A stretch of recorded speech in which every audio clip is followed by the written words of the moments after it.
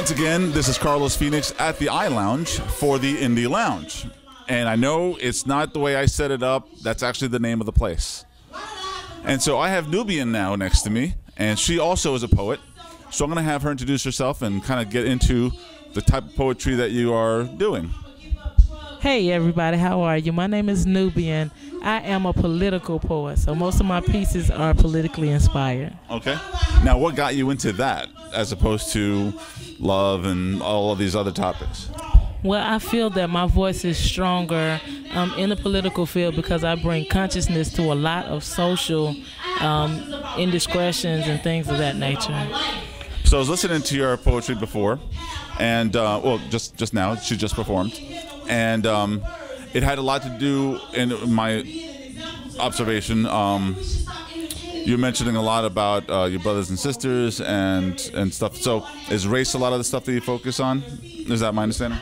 Yes, I do focus on race, and I focus on any indiscretion, any kind of injustice, whether it be socially, culturally, anything like that. Cool. Now, how young were you when you started getting into poetry? Like, what influenced you to do it? Wow, I began writing poetry in the 12th grade, so it's been quite a while since then. I won't tell my age, but I was inspired back then with things with a nature that I just want to bring awareness, and I want to give hope to youth to actually look at what's going on and don't just watch the news and see bad things happening, but actually understand what it is that's behind that. So I have a piece that's concerning Rodney King. I have a piece that's concerning the mentality. Actually, the piece I just did concerning the mentality of young men in the world today. Well, it was very powerful. I loved it. I mean, and regardless of the topic, we're in Atlanta, and there's a lot of, how should I put it? There's a lot of race relating in Atlanta. And what I find Atlanta to be a very powerful city. I find it to be very powerful because although I'm from New York, and in New York it's a very big mix, and nobody really overpowers. I don't think anybody overpowers race in there. Here it is very drastic. It's it's either black or it's white and stuff. How does that influence your poetry, like as opposed to if you lived in New York, for example? Well, there is a large disparity here. It is like you'll see different spurts of people in different arenas. So if it's a facility that usually black people frequent, then you'll see a couple of white people and vice versa.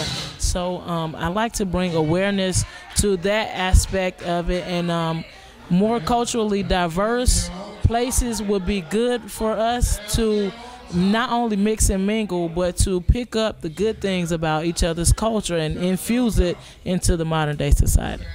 Yeah, I did get that positivity in your poetry. At first you start off with self-identification, but then you went into how we need to kind of be part of the society and everything, and I thought that was very cool. So where does it go from here? Like, I see these events, but I'm fairly new to the spoken word and open mic and that type of thing. What's next? What's the next step? Well, first, I'd like to welcome you. Thanks for joining us. What's next for me is, thank God, I just graduated with a criminal justice degree. So I would like to use my poetry to reach out to troubled youth and those who may not see necessarily a way out, to give them something to focus on and a positive outlet to make change in our world. I'm inspired. Criminal justice, poetry, I mean, it's almost like two totally separate things. And you merge it so beautifully and so well. Well, thank you so much. Where can people find out more about you? Wow. You can find me on Facebook. My name is Tiffany, Naturally Nubian Thompson. And you can also find me on Twitter, Naturally Nubian. Thank you. Well, thank you, and thank you guys for watching. There's more to come, so keep watching. And I'm going to have her information right down here.